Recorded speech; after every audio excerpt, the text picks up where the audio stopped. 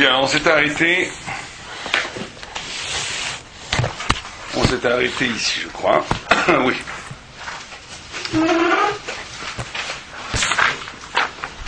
On s'était arrêté. Oui, Dafyoud. On avait commencé ça. On va reprendre les Kachera Daniel, au milieu de la page, vous voyez.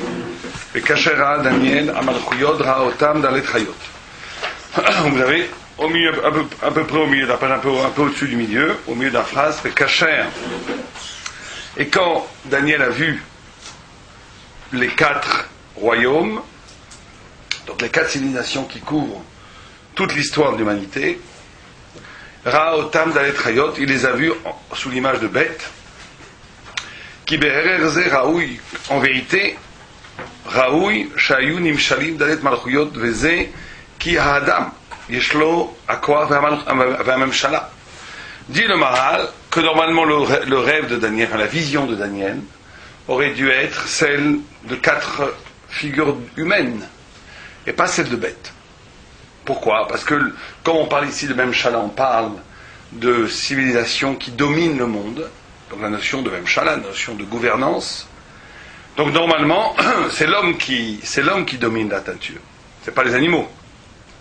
Donc on aurait dû avoir une vision de 4 hommes, on a 4 bêtes. Ken, qui Adam Yeshlo Akoar Vamemshala, Alachayot, l'homme domine les bêtes. Qui dit-il Bekra, comme il écrit dans Bereshit, là-bas il écrit que Dieu a donné toutes les bêtes, le royaume animal, il l'a donné sous la main de l'homme. Ou les fikar Raoui Shayam a Malchut Paolam Nirei Betoach ou Betmunat Adam. Donc il aurait été judicieux que la vision de Daniel soit sous l'image d'un homme et pas de bête. Ça, Kouchia, c'est une Kouchia comme le Maharal. Et il répond Rak bemshet elu dalet malchuyot em chasire amala elokit anivdalet. On en a déjà parlé. Il dit mais comme ces 4 royaumes, l'essence des 4 royaumes qui, comme on l'a déjà dit, couvrent toute l'histoire de l'humanité. En tous les cas depuis que la Torah est donnée, il leur manque cette dimension du Ma'ala Elokit Anivdelet. Alors on a déjà expliqué que la Ma'ala Elokit Anivdelet, c'est-à-dire cette possibilité d'agir ou de penser à partir d'une donnée qui est hors monde, qui est purement divine, qui ne s'articule pas selon les structures de l'être. Et que cette possibilité de penser à partir de structures qui sont hors de l'être, hors du monde, c'est quelque chose qui est propre à Israël et qui est l'antithèse absolue des nations. Les nations essayent toujours de poser comme absolu l'être. Et ce qui est de l'ordre de l'origine de l'être, c'est-à-dire Dieu, ou la divinité, ou le rayonnement divin, c'est quelque chose qui est nié par les nations, qui est nié par la civilisation elle-même. On avait expliqué dans les cours précédents que c'était pas simplement qu'elle était niée, mais que cette négation était le socle fondamental sur lequel posait la notion de Malchut. La notion de Malchut chez les Goïm, elle est instituée de telle façon que elle est justement Malchut parce qu'elle nie l'absolu de Dieu. Elle est Malchut parce que elle absolutise le présent, l'être. Donc comme il leur manque cette Mala Elokit Anivdalet, qui est le propre d'Israël, et ce manque est le propre des nations. Donc c'est pour ça qu'il les a vus en animal. Donc regardez ce que dit le Maharal. Il faut être médaillé dans son lachon. Il dit Sheila Adam, ça c'est l'homme. Umitzad azeh she'em chasire ha'ma'ala elokit, yesh lahem ha'koach habilti eloki. Là il le dit meforash. Que c'est du tzad qu'ils n'ont pas cette shayachut au radicalement autre, à la divinité séparée de l'être, qui tiennent leur corps de malchut. Ils tiennent leur force de malchut ap mitzad azeh she'em chasire ha'ma'ala elokit yesh lahem ha'koach habilti eloki. Ils ont un corps bilti eloki, ils ont une civilisation purement humaine, et là il faut comprendre que ça va très loin. Parce que en vérité, il faut le comprendre, en vérité ça a l'air la même chose mais en deux mouvements. C'est-à-dire que toute la civilisation, et donc il faut repenser toute la culture, aussi bien artistique que politique, ou civilisationnelle. Toute civilisation, il faut la penser comme deux mouvements qui ont l'air de la même chose et qui sont très très différents. Un premier mouvement, c'est de rendre absolu l'être. Ça veut dire de rendre absolu l'être. Ça veut dire de dire que ce qu'il y a là, le là, la présence, les choses, sont de l'ordre de l'absolu, indépassables. Et deux, que cette coupure du réel par rapport à son origine, c'est cette coupure elle-même qui va faire, qui va donner un statut ontologique à l'être. Un statut absolument inébranlable à l'être. C'est pour ça que plus les pensées sont anti-Torah, plus elles sont liées à la nature. En passant par les nazis, bon, ça c'est l'extrême, mais tout ce culte de la nature, ce culte de la nature, ça renvoie pas simplement à la beauté romantique de la nature.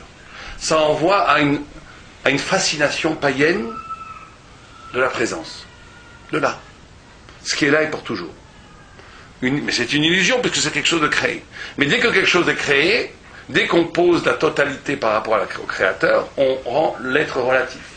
Or, un être relatif, c'est un être angoissant. C'est une chose angoissante. C'est une chose très difficile à survivre, parce que c'est volatile. On ne sait pas si ça va rester.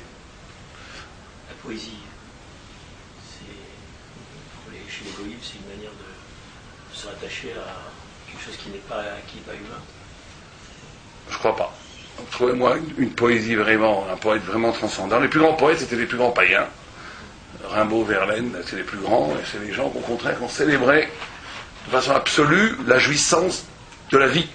C'est pour ça que pour les goïs, la métaphysique c'est la mort. D'ailleurs, tout le grand mouvement de la philosophie et de la pensée, c'est de s'arracher de la métaphysique et rendre le réel toute sa pertinence. Bon, on a dit ça, qu'il y a de la éloquute. Ça, on va en parler dans 5 minutes. Bach et la musique. C'est vrai qu'il y a de la divinité dans certaines. On va voir à quoi elle sert, justement. Il va en parler après.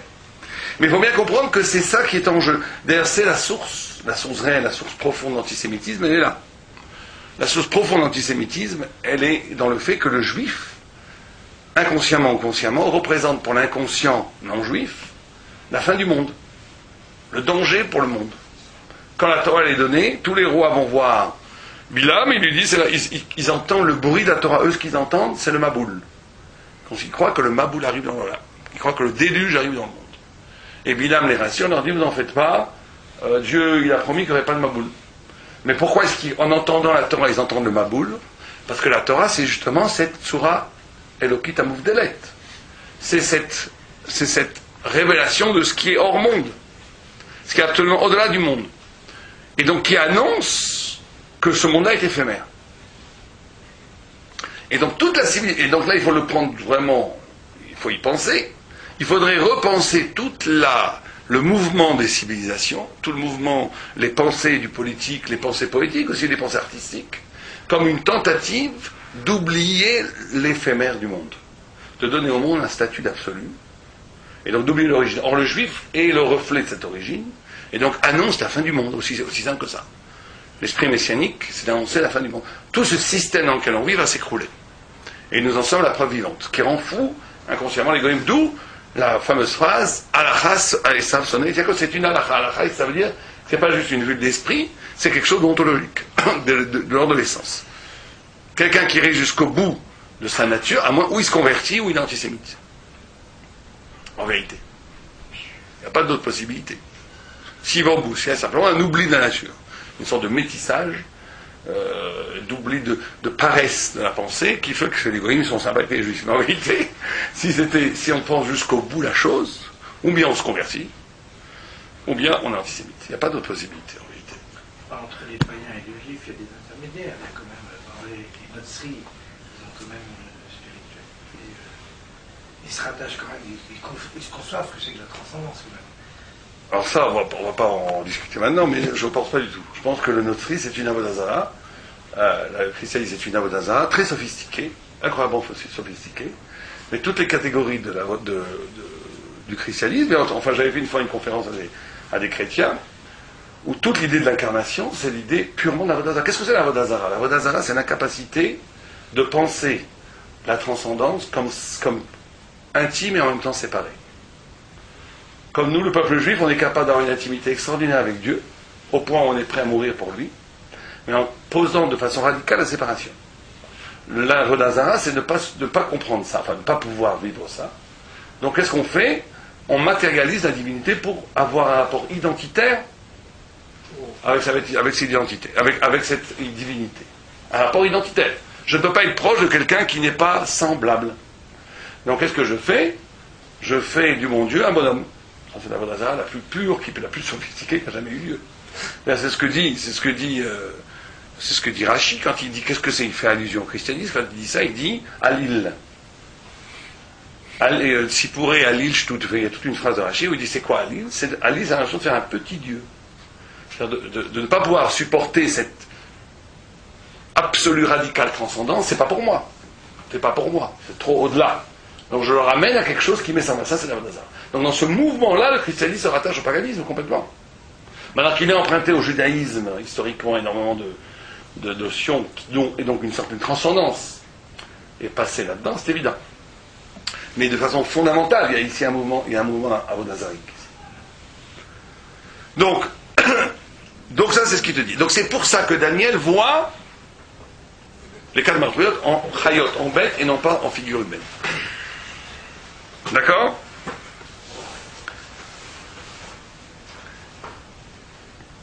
ולקרא אותם דניאל בתואר בצורת דלת חיות, וכאשר ראה מלכות מלך המשיח, quand il a vu le roi Mashiach, ראה אותו בתואר ובצורת האדם. Là, il l'a vu dans une humanité. כי אחר שראה מלכויות בצורת דלת חיות, ראה מלכות ישראל בתואר ובצורת אדם, כדכתיב, וכcomme il est écrit dans Daniel lui-même, la quatrième vision après, וההוא עם ענני שמיה, et voici que à la bord de nuages des cieux, va anash ata, vient un homme, qui malchut melech hamashiach i eloki legamre. Eloki legamre. Ça c'est très important aussi, c'est un concept maharalien que va toujours, la notion de legamre. C'est-à-dire que ce qui est extraordinaire, ce que dit, ça rejoint un peu ce qu'on avait étudié la semaine dernière sur le hé, que le monde est hé, a été créé avec des lettres, que le hé c'est la constitution du dalet, qui est le multiple, et du Yud qui est l'unité. Il avait longuement expliqué que pour le judaïsme, pour la Torah en tous les cas, la multiplicité est un. Que la multiplicité, au lieu de suggérer le multiple, suggère l'unité. On avait parlé de ça la semaine dernière. C'est-à-dire que c'est un.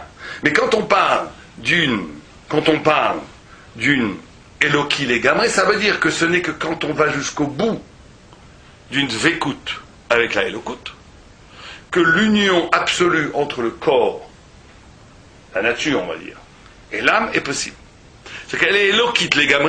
Tu ne deviens Adam, tu ne deviens figure humaine que quand tu es capable de pousser jusqu'au bout ta Dvekut, ton Elokut, ton rapport à la Elokut. C'est quand Eloki Legamre qu'il y a un an qui arrive. Il n'y a pas de possibilité d'arriver à la vraie figure humaine s'il n'y a pas cette notion de Eloki Legamre. C'est à un moment que tu es Eloki Legamre, que c'est complètement divin, que là, paradoxalement, le corps, le corps, au sens littéral, le corps humain, est rendu à sa corporalité. L'homme, on pourrait presque dire que pour le Maharal, l'homme ne peut jouir de sa nature humaine, même corporelle. Un homme ne peut véritablement jouir que de manger, d'aimer, de respirer, de vivre, même je parle ici de la notion gouffanite, que s'il est Eloki Legamre.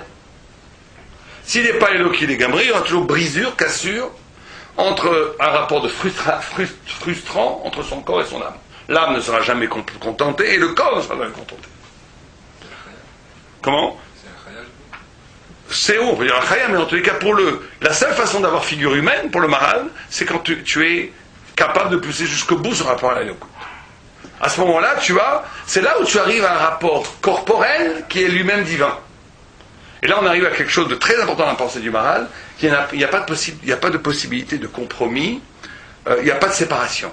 Il n'y a pas quand je bois, je mange, je suis animal, et pour lui, il arrive toujours, chaque fois, alors que le Maharal est toujours il est très comportemental. Tout le temps, Neshama, il fait des chapas, Nefesh, Goufani, on va voir aussi, désir, intellect, corps, tout le temps, mais tout le temps, il ramène toujours un élément qui unifie tous ces éléments. qui rend un ces éléments.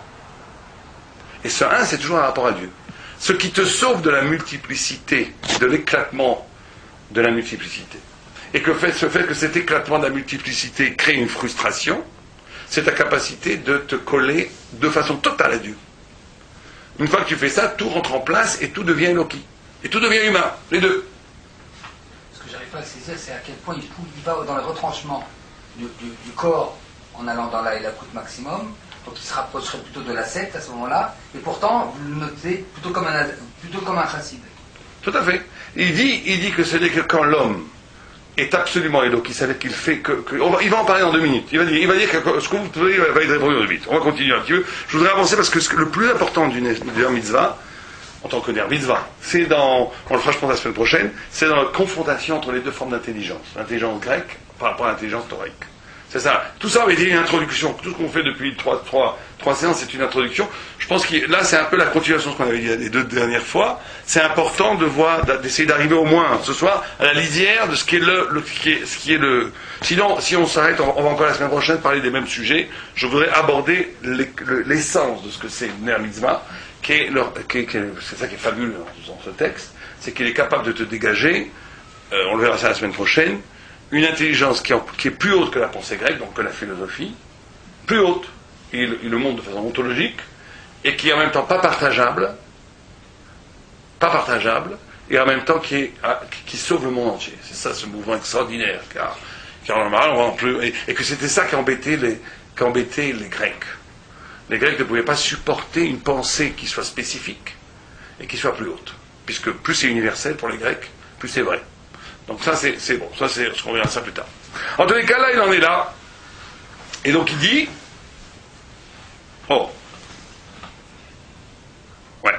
Velifika karaoto bar enosh ou anash. Omnam kasher ra'a. Là c'est intéressant ce qu'il dit. Omnam cependant kasher ra'a Nebuchadnezzar aracha. Arba malchuyot, parce que Nebuchadnezzar a eu lui aussi une névoie. Il a eu ce fameux rêve de la statue avec la tête en or, la poitrine en argent, les intestins et parties des cuisses en fer et le bas en argile. Donc ça c'est aussi les 4 royaumes, il a vu les 4 royaumes. Lui quand il a vu donc le même rêve, la même prophétie qu'il avait en figure humaine. Il l'a vu lui en figure humaine.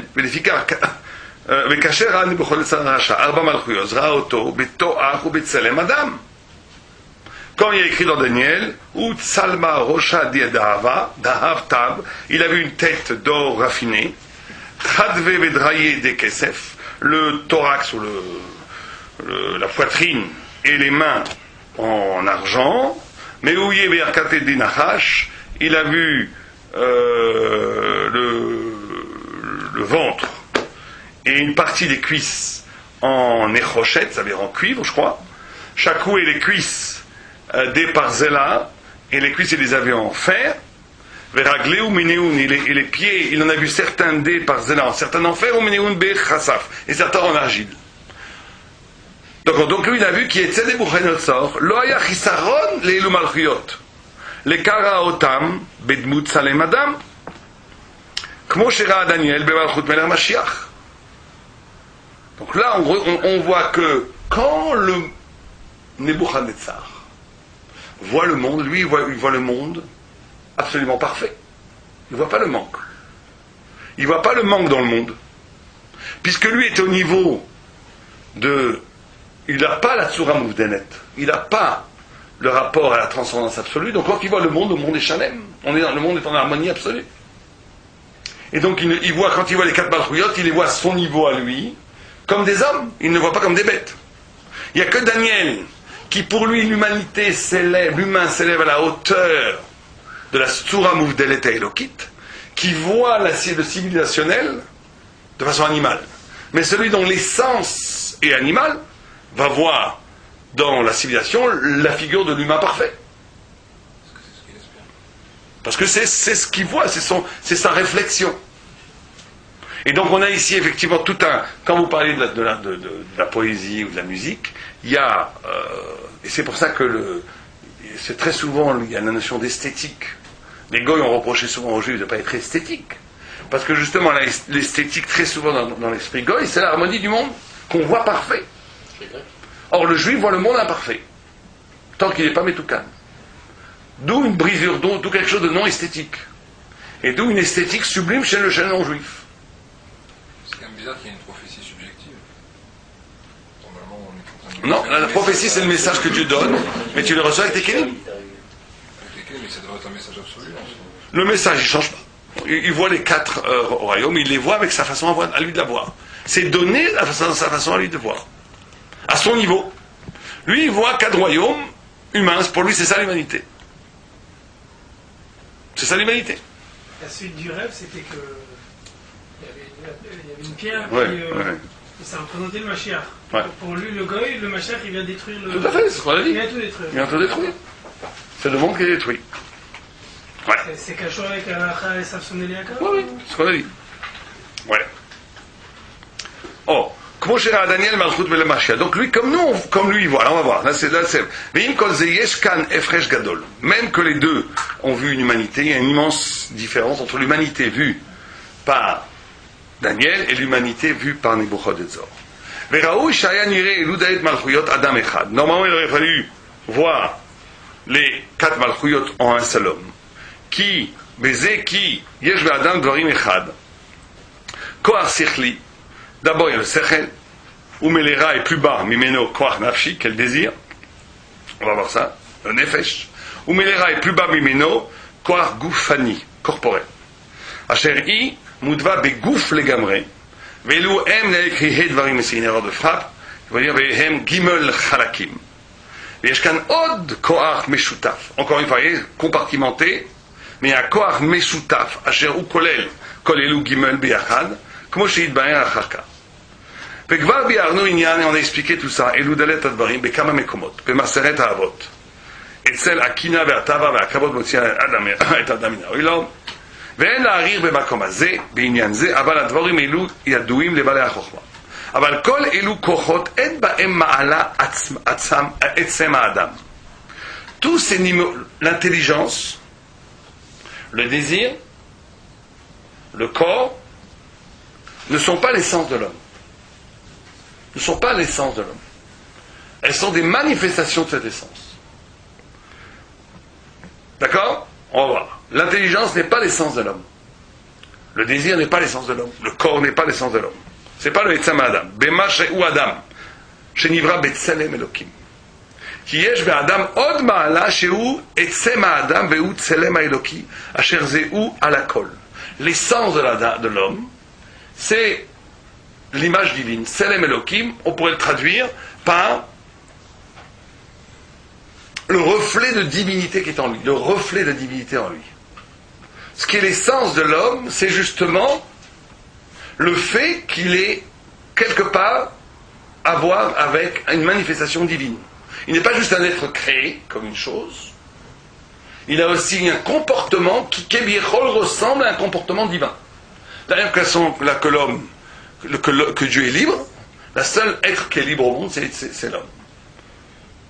Les anges ne sont pas libres, les animaux ne sont pas libres, les choses ne sont pas libres, elles sont déterminées absolument partout, elles sont déterminées.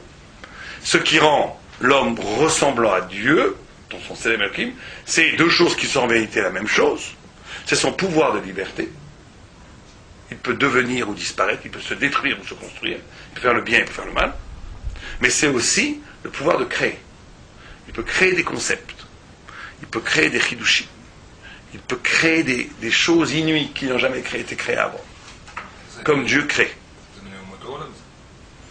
Bon, alors on va voir. Je voudrais qu'on va dire, on va revenir sur tout ça. Je vais d'abord relire le texte juste un petit peu. On va voir si ça a été donné au matin comme vous le dites. Donc il dit, Ve'u tselem Elokim asher ze'u alakol. Ve'ze lo nitam le'elu dalet malchuyot. Et cette splendeur divine, cette transcendance, ce reflet de la divinité n'est pas donné aux 4 malchuyot. Va'adavar hazeh adoua kikach amru chazal. Atem kruim adam, vous appelez homme, ve'en ha'umot kruim adam. Et les nations ne s'appellent pas hommes, on va voir. Ve'dvar ze bi'arnu emkomo, ki tselem ha'eloke lo nitan rak le'Yisraël. Tselem ha'elokim n'était donné qu'à Israël. Ve'lo le'umot. On peut dire, pour faire plaisir aux humanistes, que la Gemara dit que ce qui est Israël, tout ce qui ne fait pas d'Avodah. Ça veut dire qu'au niveau individuel, on peut avoir, bien entendu, un non-juif qui participe de l'économie générale de la vérité toraique. On parle ici en collectif. On parle ici au niveau civilisationnel. La civilisation est toujours anti-divine. Il n'y a pas de civilisation divine, ou qui est pro-divin. Elle est toujours, comme on l'a dit au début, elle est toujours là pour absolutiser l'être. Et pour oublier l'origine et pour nier l'eschatologie, la fin des temps. C'est ça le propre du politique.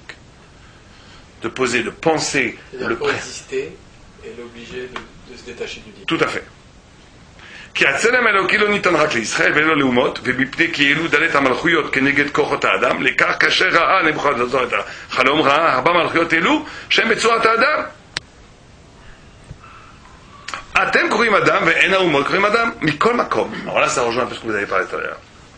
Regarde, c'est très important, c'est peut-être dans ce paragraphe-là, c'est le mouvement le plus important.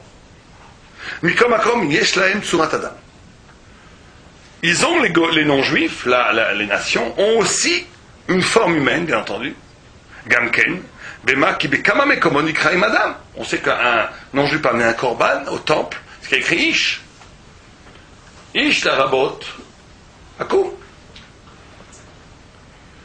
Aval. Ah, c'est quoi alors la différence? Donc tu vois que l'homme, l'humanité, en général, elle participe de elle s'appelle Adam, donc il y a un peu de Tselem Elohim ici là-dedans, puisque le propre de l'homme, c'est le reflet divin, le Tselem Elohim, et que les non-juifs s'appellent aussi Tselem Elohim à ce niveau-là, ils s'appellent Adam. Donc c'est quoi la différence? Ah ben, Efresh Yeshkan et Tsel Israël Tselem Elohim ou Ika. Ve'akol tafel et Tsel Tselem. Ki Tselem ou nifdal min aguf. Ve'lekar akol batel etzlo. Ve'lo ra'ag dekupatzor et an Tselem blo guf. הגרעה את הצלם עומד בזהב ובכסף ובנחושת ובברזל כי האומות יש להם צלם שהוא מוטבע בגשמיות דברים, בגשמי דבורים והיא בכל כאילו זוכו ולכך ראה הצלם הזה שהיא הראש של זהב והראש של כסף. Comprenez la différence? La différence elle est qu'il dit comme ça, il dit on a une humanité générale qui est constituée de matière et de Tselem Elohim et de reflets divins. D'accord? Simplement, dans l'organisation spirituelle du peuple juif, on parle ici du peuple juif Betikuno, bien entendu, hein, enfin du vrai peuple, du juif authentique, du juif qui serait véritablement lié à la Torah. On parle de ces juifs-là. Le juif, le vrai Israël qui serait authentiquement lié à la Torah, le Ikar de sa vie, c'est Tselem Elohim. Ça veut dire que tout ça, son système de vie, sa vie quotidienne, mais son organisation politique aussi, la façon dont on va construire une cité, la façon dont on va vivre ensemble, la façon dont on va pratiquer la relation à l'autre, le rapport social, ça va très très loin si on rentre dans les détails. Comment dans les textes de Gemara on pense ce que certains marxistes ont pensé, ça veut dire comment les moyens de production, comment ils sont répartis, etc., etc., la propriété, tout. Tout ce qui est définit la vie humaine aussi bien au niveau individuel qu'au niveau collectif, son centre névralgique, sa pierre angulaire, c'est Tselem Elohim. C'est-à-dire que les racines ne sont pas dans les catégories de l'être, les racines sont dans la dvekout avec Hachem. Donc c'est le Ikar. C'est le Ikar. Et donc il faut bien se poser la question, chacun d'entre nous, comment est-ce qu'on vit? Est-ce que, parce que bien sûr Nabuchodonosor c'est quoi? Les nations c'est quoi? Il y a aussi du Tselem Elohim. Mais ce Tselem Elohim est vécu comme un orika, comme un idéal, ce qu'on appelle l'idéal. Un idéal. C'est-à-dire que c'est quelque chose qui est très important, c'est ma tsura humaine, c'est ma dignité humaine, c'est mon espérance humaine. Mais elle ne constitue pas le moteur premier de ma vie. Le moteur premier de ma vie, c'est l'économie, c'est la passion, c'est la gava, c'est le kavod, c'est ce que vous voulez. C'est le monde. Simplement, bien sûr que j'ai une vision haute de l'humain, et là on tombe tout ce dont on a parlé avant. Et d'abord, il faut avant tout, avant de faire la critique du monde politique, il faut faire la critique de nous-mêmes, à savoir, est-ce que chacun doit se poser cette question quand on lit ce maral, est-ce que ma vie est organisée, est-ce que le centre névralgique de ma vie, c'est Tselem Elohim, ou est-ce que mon rapport à la Torah est un rapport de religion, c'est-à-dire avant tout je vis, j'obéis aux catégories de l'être, je suis passif comme la matière est passive à toutes les aspirations de l'être, jalousie, colère, tout ce que tu veux, ambition sociale, etc. Et je rajoute à ça une couche d'espérance idéale qui s'appelle la spiritualité. Si on est comme ça, on est un système goy. On est un système goy. Il n'y a aucune différence entre nous et les goy à ce moment-là. Et même dans le monde de la Torah. Si dans le monde de la Torah, l'ambition est sociologique, si on reproduit un monde de Torah qui reproduit en vérité un monde sociologique, où tout tourne autour du kavod, de l'ambition, de la réussite, tout ce que vous voulez, toutes ces choses-là, qui sont des catégories de l'être, on n'est pas Tselem Elohim. Ou plutôt, on a un Tselem Elohim idéalisé qui est hors la vie, hors ce qui soutient la vie. Donc ce qui nous est demandé ici, on dit que là, et ça on peut le prouver historiquement, on ne va pas le faire ici, mais on peut le prouver historiquement, comment toute la Torah, tout le Tanakh, et toute l'histoire d'Israël dans la Galoute, et les Gdolé Israël et tout ce qui est l'histoire juive dans son cœur authentique d'histoire juive, c'est une histoire qui n'a pas été comprise par les nations, parce que c'est l'histoire d'un peuple qui reste accroché à quelque chose qui fait non-sens pour le goy. C'est du non-sens. C'est du non-sens parce que l'économie, ce qui me motive au plus profond, quand le Am Israël est Kitsurata, c'est quelque chose qui n'est pas du tout ce monde-là. C'est Tselem Elohim. Et le monde-là existe, mais il est tafel. Bien entendu qu'il faut sourire, bien entendu qu'il faut travailler, bien entendu qu'il faut vivre avec le monde, etc. etc. Mais ce monde-là est complètement, un dérivé, ou plutôt un moyen, ou plutôt un espace, dans lequel tout l'intérêt premier est de faire jaillir le reflet divin. D'où un malentendu extraordinaire. Vous savez, quand les goyis disaient vous ne voulez pas travailler, vous avez toujours des Yom Tov, vous avez toujours des Shabbats, ça ne marche pas avec le monde là. C'est très bien le spirituel, mais après, d'abord fais le boulot. Ah non, il y a Shabbat, il y a Yom Tov, il y a Rosh Hashanah, il y a là. Ils ne comprennent pas. C'est impossible, ça ne marche pas, ça ne rentre pas dans les catégories de l'être. Et donc c'est là où et donc quand on parlait tout à l'heure, ok, on verra ça après. Mais en tous les cas, c'est ça qui est la question, le mouvement le plus important dans ce paragraphe chez le Maral. À savoir, il faut avoir bien cette conscience-là que tous les dispositifs des mitzvot, l'impératif d'étudier à plein temps, qui est très critiqué par certains juifs aussi, mais ça participe d'un même, on peut être contre, on peut être pour. Mais il faut comprendre quel est l'enjeu. L'enjeu, il est là. Est-ce qu'on est dans un monde où l'essentiel c'est d'incarner d'être le miroir de Dieu, donc manger, avoir une parnassade, ça c'est bien, mais Betsad, le Ikar Torah, le Ikar Mitzvot, le Ikar étudié. Et bien sûr qu'il faut travailler un petit peu à droite à gauche, comme dit le Rama il dit Midat Chassidut, travailler 1 heure par jour, juste pour pas vivre d'Azdaka. Mais le principal, l'engagement dans l'étude, l'engagement dans comprendre, l'engagement dans les mitzvot, dans le fait que je suis un pilum qui resplendit la lumière de Dieu. C'est ça mon continent, c'est ça ma patrie. Ma patrie, c'est la parole de Dieu. Ça, c'est Tselem Elohim. Ou bien on a un autre monde, où le monde, en vérité, en première instance, en dernière instance, ce qui compte, c'est l'économie, c'est le monde qui marche, c'est ce monde-là. Maintenant, comme on n'est pas des bêtes, on va créer tout un système sublimatoire, à côté de ça, qui est du religieux ou de l'artiste, tout ce que vous voulez, pour colorier le monde d'une certaine beauté. Vous comprenez l'enjeu? Et donc il faut toujours non seulement se poser, mais en tous les cas le combat entre Am Israël et le combat entre les nations depuis 3000 ans, c'est celui-là. Quel genre de civilisation, de quel genre de type humain posons-nous? Celui-là ou celui-là? Qui va avoir raison à la fin? C'est ça le vrai débat de fond. Le vrai débat de fond, c'est celui-là. C'est qu'est-ce qui est premier? D'accord?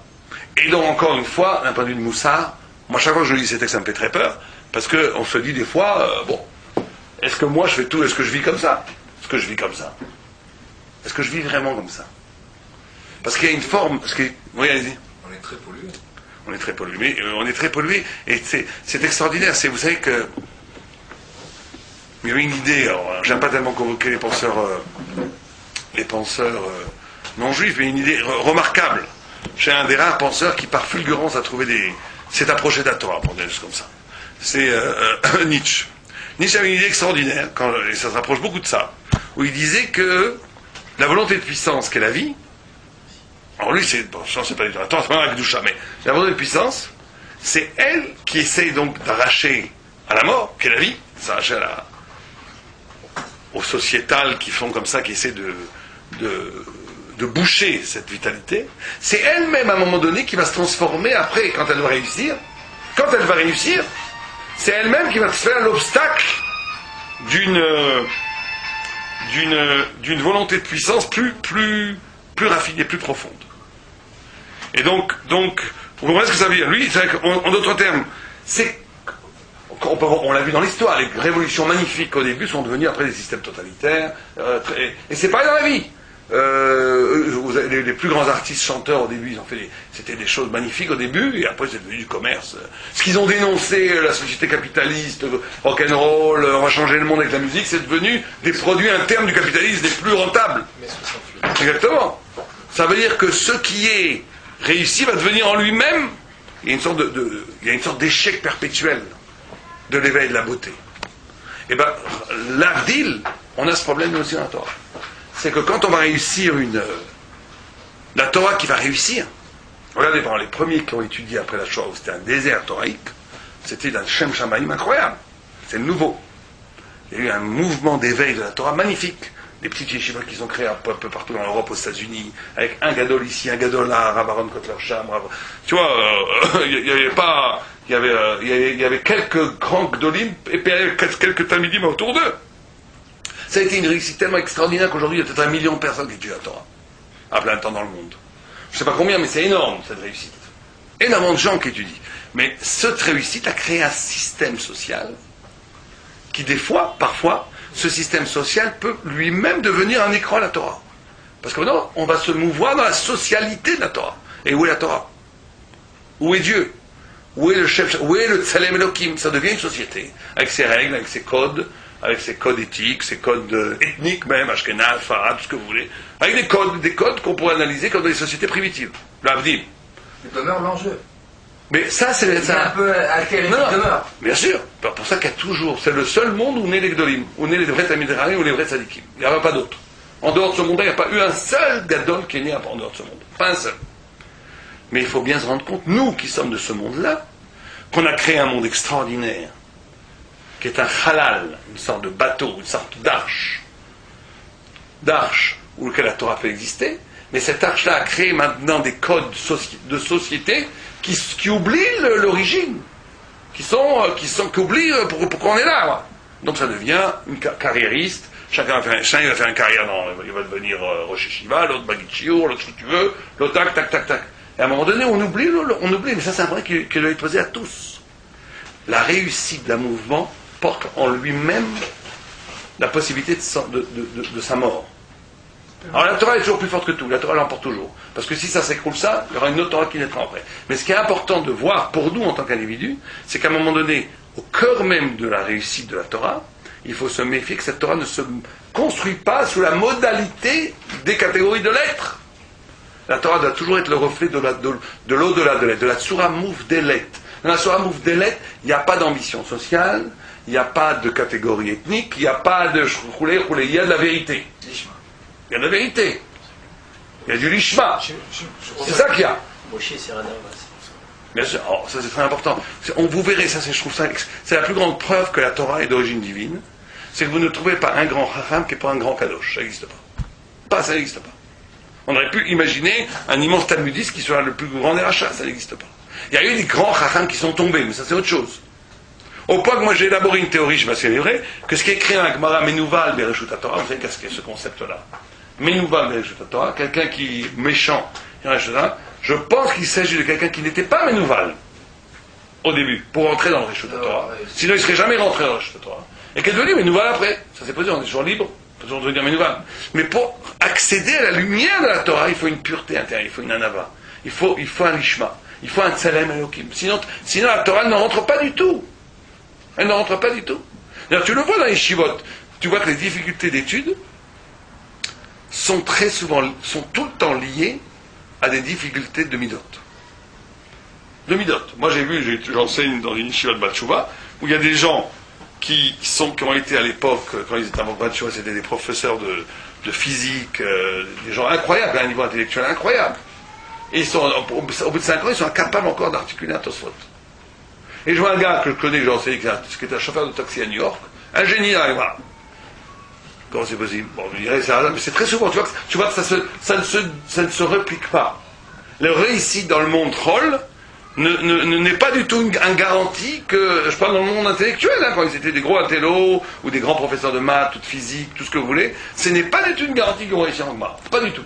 Et des gens qui étaient des manuels, et qui sont, ou des chauffeurs de taxi, moi j'en ai vu, celui qui comprenait le mieux le Birkat Shmuel, c'est celui qui connaît le texte du Birkat Shmuel, c'est un texte très très dur, c'était le chauffeur du taxi, largement, mais 10 fois plus que l'autre qui était prof de physique quantique dans une des plus hautes prestigieuses universités à New York. C'est comme ça, parce que c'est une question de midot. Parce que quelqu'un qui arrive professeur maintenant il a du mal à dire que c'est un débutant, il faut recommencer à zéro. Il faut bitoul. Il faut bitoul.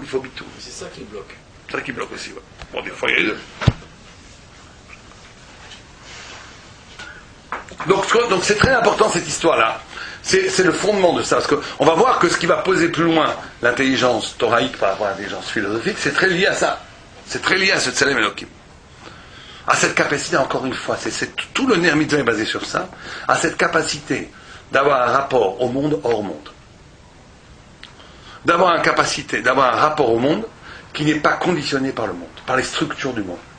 Si vous préférez, l'homme, et quand on dit qu'il est composé d'âme et de corps, qui est une idée un peu comme ça, que tout le monde dit, mais nous, il faut le traduire, que l'homme est composé de 2 destins.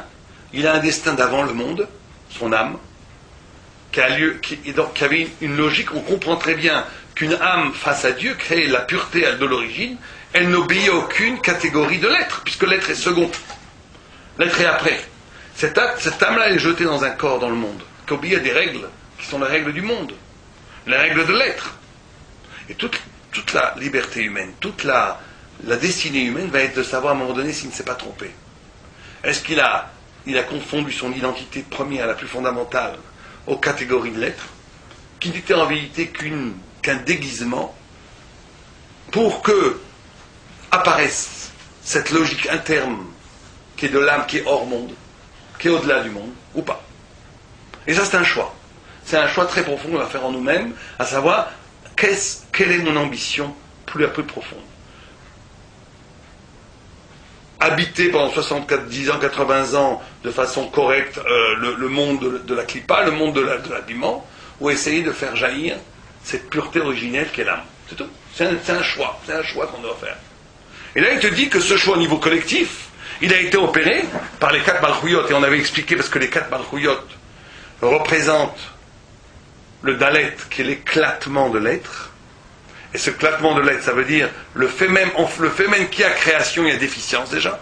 Le fait même qui a création, le Maharal avait expliqué, le fait même que quelque chose est créé par rapport à l'absolue divinité, il y a du néant, il y a du minus dans la création, puisque c'est du créé par rapport au créateur, et que ce minus dans la création, ce moins dans la création, est porté par le politique, par l'histoire. Et le Yud du Dalet, c'est Am Israël, qui porte le Yud indivisible, qui porte le souvenir d'origine.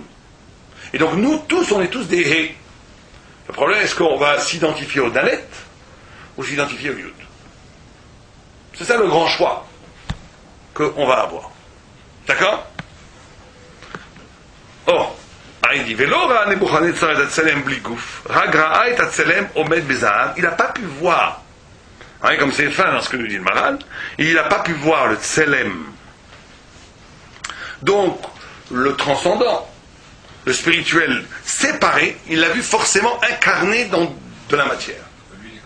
Parce que lui est comme ça. Il a vu la Tsoura, qui est la Adam, dans de l'or, dans de l'argent, dans du zaf, un écrochet, comme on dit, c'est du cuivre, dans de l'argile, dans du fer.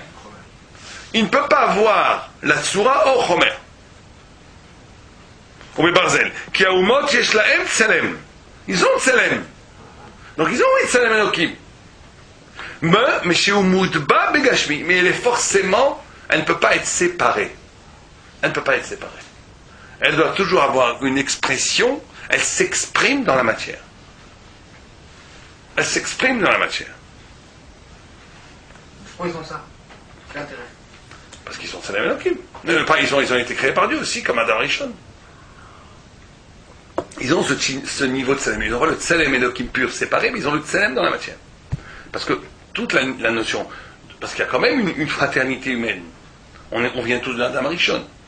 Et à un moment donné, le Mashiach va être l'unification de tous les peuples, sauf Amalek, qui est l'anti-Israël. Donc il y a une notion comme ça, à un moment donné, que le monde entier doit reconnaître. Parce que les 70 nations, c'est pas quand on dit Shivim Panim la Torah, c'est pas un hasard. Hein.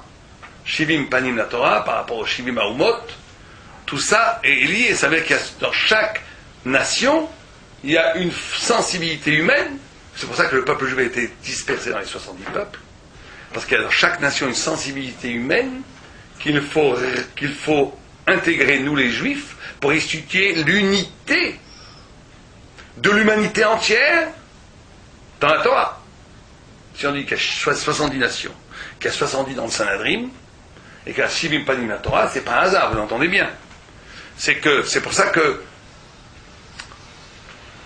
vous savez que l'éclatement des nations, qui est après de Babel, qui est l'éclatement du sens, c'est que le sens n'est plus unifié, le sens il est multiple.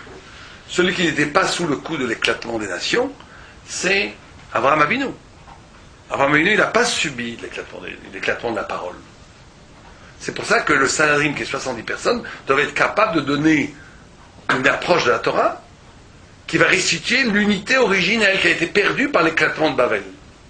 Le vrai Talmid Chacham, le vrai Beddin, c'est pour ça que d'après la halakha, c'est que si 3 personnes disent que vous êtes Raya, il y en a 2 qui disent que vous êtes Raya et un qui dit que vous êtes pas tout, vous devez payer. Or, pourtant, il y en a 2 qui ont dit Beddin de 2, c'est un Beddin Ratsouf. Ça marche pas. Pourquoi est-ce que 3 ça marche? Pourquoi est-ce qu'il en faut 3? Or, il n'y en a que 2 qui ont dit que vous êtes Raya. Mais on dit que Tosfot dit que le 3e, il fait partie des 2. En d'autres termes, il fait partie des 3.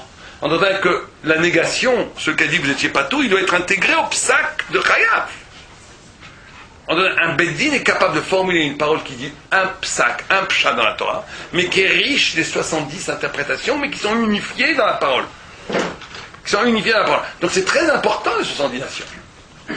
C'est très important, pas simplement pour les nations elles-mêmes qui seront rédimées à travers le Mashiach d'Israël, mais aussi par rapport à nous.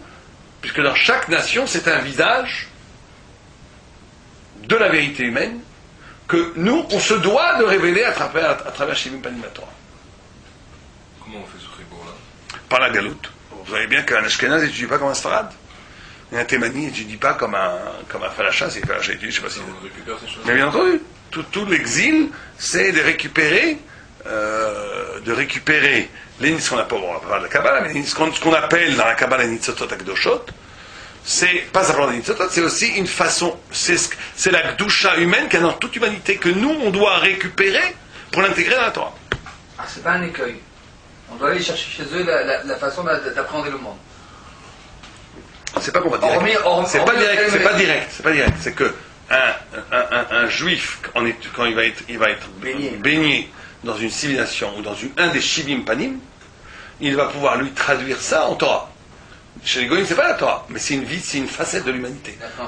Dans les nations, parce qu'elles sont nations, et parce qu'elles ont choisi la voie, c'est ontologique, puisque on dit que les Arba Malchuyot, c'est à l'origine même du monde.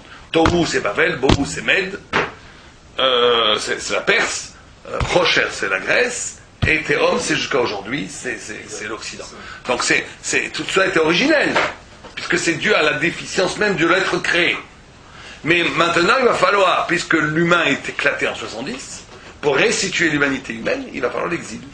Et donc le peuple juif, maintenant, en vivant dans un certain... il va être capable de s'imbiber de la génialité de cette nation, et la traduire en Torah, donc va restituer l'unité du savoir humain. Mais comment on peut ne pas bafouer la Torah si on parle de quelque chose qui est en fait maintenant qui vient des Goïm et donc forcément dans la Touma?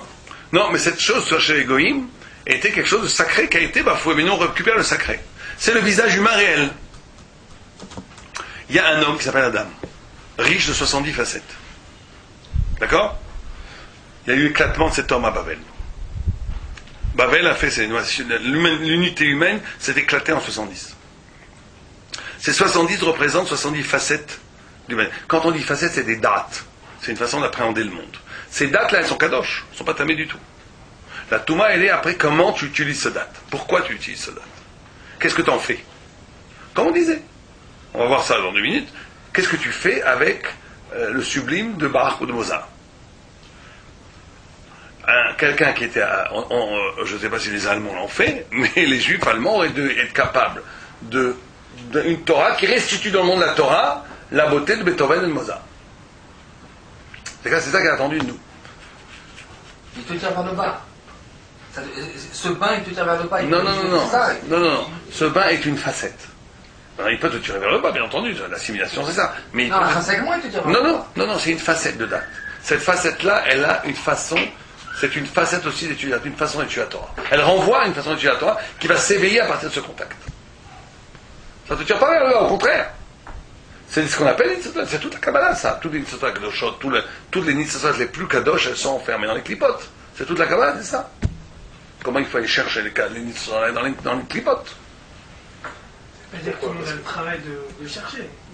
Ça se fait automatiquement. On dit que Aaron, il avait cette capacité de voir à travers la matière de pouvoir faire la douche, alors que Moshe il était beaucoup plus dans le spirituel, on va dire. Je sais pas si c'est comme ça, mais bon, faut faire attention avec ça, avec ce genre de. Mais voilà, tout en train. Non, Moshe, il avait pas parce que Moshe, il était au dehors. C'est en les goïms qu'on va attraper. Putain, bébé, de toute façon. Non, il ne s'agit pas d'imiter les goïms encore une fois. Il s'agit de récupérer l'unité du pluriel humain. Am Israël, c'est comme la Neshama du monde. La Neshama, c'est l'unité. Encore une fois, il y a toujours ce mouvement. Coupure, unité. La Tsalem Elohim, c'est comme a dit le Maral, c'est ce qui unifie la différence. Donc tu dois être, Am Israël doit être capable. Si tu imites le goy, c'est que tu restes dans la partialité. T'as rien fait du tout. L'unification que tu fais, c'est que tu es capable, dans cette façon de voir le monde, de le traduire comme une façon humaine à l'origine qui était kadosh de voir le monde, et de lui donner sa parole, son visage de Torah. C'est ça qu'il faut faire. Oh. Mais eux, ils ont un tselem qui est mudba begashmiut. ובכל כאילו זכה ולכך ראה הצלם הזה שיהיה הראש של זהב ולדרוע לימה של כסף והזהב והכסף והנחושת והברזל עיקר. Donc là dans cette vision là le עיקר c'est la matière והצלם בטל אצלם כי אינם צלם נבדל כמו שיש לישראל. Donc c'est ce qu'on a dit tout à l'heure. אבל כאשר ראה דניאל מלכות ישראל לא ראה רק צלם בלבד ולא גוף כלל. Quand Daniel il a vu la vision du Mashiach, il l'a vu comme une frappe pure, comme une trace pure, qui n'avait pas besoin du support de la matière. Qui n'avait pas besoin du support de la matière pour être vu. Okay? Comme on dit, Ve'aro et voici, Am ananesh maya, gvar anish. Attends, un homme est venu du pur nuage, du pur spirituel. Il n'y a pas besoin du support de la matière pour appréhender la forme. ולא היה כאן רק צלם אלוקי. רק אשר ראה נבוכדנצר הרשע את המלכויות, אז ראה אותן צלם של זהב ושל כסף ושל נחושת ושל ברזל, מפני כי אין הצלם עיקר, רק הוא כמו מצויר על הזהב וכסף, שאין הצורה עיקר כלל. Donc vous comprenez, c'est là quand vous allez parler tout à l'heure de Mozart et de Bach, c'est à ça que ça rend. Qu'est-ce qu'on fait avec cette soura? Qu'est-ce que le Ikar? Encore une fois, c'est ça la seule question. Est-ce que le Ikar, c'est exactement la vision qu'on a eue une fois de ce Midrash qui est expliqué admirablement par le Maral dans un autre endroit, que Amalek, c'est que Amalek est considéré, une des traductions d'Amalek, c'est Am Lokek d'Amo shel Israël, qui jouit du sang d'Israël. Sang, Lokek. Laper le sang. Laper le sang, ça veut dire jouir. Tu ne le manges même pas, il n'y a même pas d'utilité. Or le sang, c'est ce qui fait justement le lien entre l'âme et le corps. Ça veut dire que Amalek, qui lui vient d'Eliphaz, qui lui vient de Esav, qui lui vient de Yitzhak. Et Yitzhak, c'est la Tsura Mouvdelet absolue. On l'appelle Yitzhak Chayketz. Il a vécu la fin, c'est l'anagramme de Chayketz, il a vécu la fin du temps. C'est la Tsura Mouvdelet absolue, Yitzhak. C'est pour ça que Dieu l'appelle Eloké Yitzhak de son vivant. Parce qu'il incarne la possibilité d'être mouvdal dans l'existence de façon absolue. Il n'est plus lié à la matière du tout. C'est le seul être que Dieu appelle Eloké Yitzhak de son vivant. Il n'y en a pas un autre. Même Moshe, il n'a pas dit Eloké Moshe de son vivant. Quand tu dis Eloké Yitzhak, tu lui enlèves sa liberté. Parce que lui, il avait tellement dépassé la matière qu'il n'avait plus de liberté. Il était comme Olamaba, Chayketz. Quelqu'un qui vit Olamaba, il n'a plus de liberté. Il est face à la divinité de façon tellement éveillée, il n'a plus de liberté. Donc il s'appelle Yitzhak. Or, lui a donné naissance à Esav, qui est une déformation de cette Sourate. Ça, il fallait écouter cette formule magique. Je ne sais pas d'où il avait pris le Rav Shapira. Alors, Moshe Rabbeinu, il avait une formule extraordinaire. Il avait expliqué la chose suivante. Il avait dit, regardez ce que c'est une déformation de Tsura. Il disait, Yitzhak, c'est la Tsura Mouvdelet absolue. On est d'accord? Donc, qu'est-ce que dit Yitzhak? Je crois qu'il avait pris un médecin du barrage, je crois, mais je ne suis pas sûr. Que Yitzhak dit, Yitzhak c'est Gvura, d'accord? C'est Din. Abraham, c'est Chesed. C'est tout amour. Et le Maharal, dans un autre texte, explique que ça, c'est aussi une autre idée extraordinaire. Que chez les Juifs, enfin dans la Torah, et là on parlait de ça, des midot et l'intelligence sont une. C'est-à-dire que c'est parce que Abraham est capable d'un amour absolu qu'au bout de l'amour, il découvre qu'il y a un Dieu d'amour.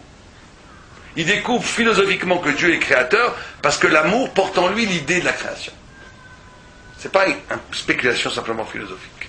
Yitzhak et tout loi découvre que le monde à la fin doit rendre des comptes. Il découvre l'eschatologie, il découvre le Mashiach, la fin des temps. À partir de ces midotes de Gvura. Maintenant, Yitzhak et tout Gvura, il dit tout ce qui existe est nécessaire. C'est quoi la Gvura? C'est la rigueur. Tout ce qui existe est nécessaire. D'accord? Donc qu'est-ce qu'il dit lui? C'est quoi la logique maintenant de Yitzhak? C'est quoi? Par rapport à lui? Qu'est-ce qu'il va dire? Qu'est-ce que vous en pensez vous? Qu'est-ce qu'il va dire sur lui? Si tout ce qui existe est nécessaire, et mechouyav, donc lui aussi, donc lui il est nécessaire, c'est ça qu'il va dire? Non, ça c'est ça. Ça c'est ça. Qu'est-ce qu'il va dire lui? C'est tout ce qui existe est absolument nécessaire. La seule chose qui est absolument nécessaire, c'est qui? Il manque quelque chose alors, si lui il vit complètement spirituel. Non, donc qui est absolument nécessaire? Que Dieu. Donc lui c'est quoi? C'est quoi la logique absolue? Non, lui c'est quoi? Allez-y jusqu'au bout. Donc lui il n'existe pas. C'est le bitou absolu. Si tout ce qui existe est nécessaire, comme la seule chose qui est véritablement nécessaire, c'est Dieu, donc moi j'existe pas. Et savent qu'il est le descendant de Yitzhak, le fils d'Yitzhak. Il reprend pratiquement la même chose. Il dit, si tout ce qui existe est nécessaire, j'existe, donc je suis nécessaire, donc je suis, tu peux presque dire, je suis Dieu, d'où le christianisme, je suis, et donc tout celui qui s'oppose à moi doit mourir. Tout celui qui s'oppose à l'Occident doit mourir. C'est pas un hasard si, historiquement, tout ce qui s'oppose à l'Occident doit être détruit radicalement. Historiquement, on voit que toute l'histoire de l'Occident, ça a été l'histoire de tout ce qui n'est pas Occident est détruit, ou bien par la colonisation, ou bien par l'assimilation. Édom, cette machine effroyable qui rend tout Édom. L'Occident a réussi un truc extraordinaire qu'aucune civilisation a réussi avant, c'est de rendre tout, et il n'y a plus de peuple. On est tous des Occidentaux. Vous allez au fond de l'Afrique, ils ont du Coca-Cola, ils ont la télé, Internet, ils sont tous occidentaux. C'est pour ça que Ishmael a peur. Pour ça qu'Ishmael, il n'y a que Ishmael qui résiste. Parce que ça aussi c'est écrit. Il n'y a que Ishmael qui résiste. Mais même ils ont peur. Mais bien sûr qu'ils ont peur. Mais c'est la fin. Bien sûr qu'ils ont raison. C'est la fin des temps, ça. Mais vous comprenez, les Indiens en Amérique, qui étaient nobles, aujourd'hui, ils sont tout petits face à la blondeur américaine. Vous comprenez, c'est ça qui est abominable. C'est pas tellement qu'ils les ont tués pour les tuer, c'est affreux. Qu'ils les ont tous, qu'il y a une sorte de génocide complètement nié par la conscience occidentale, hein, le génocide indien. On en parle un peu, mais vraiment très peu. Qui est complètement nié. Ça n'a aucun rapport avec le génocide. Même les Allemands, ils en pâtissent quand même plus que les Américains, alors c'est un génocide. Ils ont pris la terre, en plus. Ils ont tout pris. Ils ont tué un peuple, enfin plusieurs peuples, et ils ont pris la terre. Mais c'est pas tellement ça. C'est que ces Indiens, maintenant, leur seule façon d'exister vraiment, c'est de devenir occidental. Et même dans leur façon de revendiquer leur identité, ils ne se rendent pas compte qu'ils la revendiquent de façon occidentale, etc., etc. Tout est devenu occidental. Vous allez en Inde, c'est occidental. La civilisation occidentale, elle tue tout ce qui n'est pas occidental. Ou en l'éliminant physiquement, ou bien en raffinant plus, en rendant l'autre le même. La Pax Americana. Oui, tout, Pax Americana, c'est toujours comme ça. Donc, et les Romains, c'était pareil. L'Empire romain, c'est exactement le même système. C'est Édom. C'est Esav, qui est une perversion de la pensée de Yitzhak. Yitzhak disait tout est nécessaire, c'est la Midat Hadin. La Midat Hadin, c'est ça. Or, si tout est nécessaire, Yitzhak dit donc j'existe pas. Donc je vais dans l'au-delà. Je suis, il n'y a que Dieu qui existe. Donc annulation absolue, au point où on peut dire annulation de sa liberté. On peut dire éloquer Yitzhak du vivant d'Yitzhak. Ah ouais, ça c'est très petit, les mots sont pratiquement les mêmes. Et ça, il dit, moi si tout est nécessaire, j'existe, donc je suis nécessaire, et donc de toute façon, je me considère comme le Mechouya à Mitziout, et donc tout doit plier devant moi. On pourrait faire la même démonstration de la perversion de la Mida d'amour avec Ishmaël, mais c'est pas notre sujet maintenant. Pourquoi est-ce qu'Ishmaël vit toujours dans l'illusion de... Parce que c'est ça vient de une déformation de son amour. Mais en tous les cas, donc quand on disait ça, Amalek, lui, c'est un descendant d'Eliphaz, le fils d'Eliphaz, qui est le descendant d'Isaac. Donc lui, il va prendre cette sourate. Donc il va y avoir Bach, il va y avoir Chopin, il va y avoir Beethoven, il va y avoir Rimbaud, il va y avoir Verlaine. Mais qu'est-ce que tu vas faire avec... Donc ils ont la Tsoura Mouvdavet. Ils ont la Tsoura Mouvdavet. Mais qu'est-ce que tu vas faire avec cette Tsoura? Qu'est-ce que tu vas en faire? Quand le Maral il dit ici que la Tsoura elle est là, mais qu'elle est tafel par rapport au Chomer, ça veut dire que c'est pas simplement qu'elle est tafel, genre on ne la considère pas. C'est que toute la fonction de cette Tsoura, elle va être pour en jouir. Élever l'homme. Pour en jouir. Pour en jouir. Oubliez le vélum. Oubliez le vélum. Pour en jouir. Regarde ce qu'on a fait de Beethoven et Mozart. Qu'est-ce qu'on en a fait? Qu'est-ce qu'on en a fait? Est-ce que tu as vu quelqu'un qui est sorti, vous avez vu quelqu'un qui est sorti d'un concert de Mozart et qui est sorti meilleur homme? Non. On a fait un produit de consommation culturelle. Un produit de consommation culturelle. Il n'y a pas de meilleure façon de rendre cette image-là que l'okek d'amour chez Israël. Tu lapes, tu jouis un petit peu. L'okek d'amour chez Israël, c'est Amalek. Alors que dans le peuple juif, c'est Tzoura Mouvdalet, c'est pour ça que Moshe Rabbeinu il gagne. Il fait gagner Israël à Amalek quand il élève la main au-dessus de la tête. Quand la Tzoura elle est Mouvdalet, sinon Amalek va te gagner. Dans le monde ici, il est plus fort que toi. Si tu lèves la main au-dessus de la tête, ça veut dire si tu te rattaches à une transcendance qui est au-delà même de l'esprit, alors tu vas gagner Amalek. Mais si tu baisses les mains, il va te vaincre. Et donc là, il nous dit depuis que ça existe cette Salem, mais qu'elle est inscrite dans la matière, qu'elle est au service de la matière, elle est tafel. Elle est tafel par rapport à la matière. Le Ikar, c'est la matière. Vous comprenez la différence? Ça, c'est une différence qu'elle est infime, mais qui est énorme. C'est une posture existentielle spirituelle. Qu'est-ce qui est au service de quoi? Et ça, on ne peut pas forcément le voir. Même en nous-mêmes, on peut pas voir. Qu'est-ce qui est au service de quoi? Tu peux avoir chez des personnes une sourate très élaborée, mais qu'est-ce qui est au service de quoi? Qu'est-ce qui est au service de quoi? Est-ce que c'est la matière qui est au service de la tsura, ou est-ce que la tsura qui est au service de la matière? Encore une fois, c'est la même question, mais qui exprime différemment, mais c'est la même question.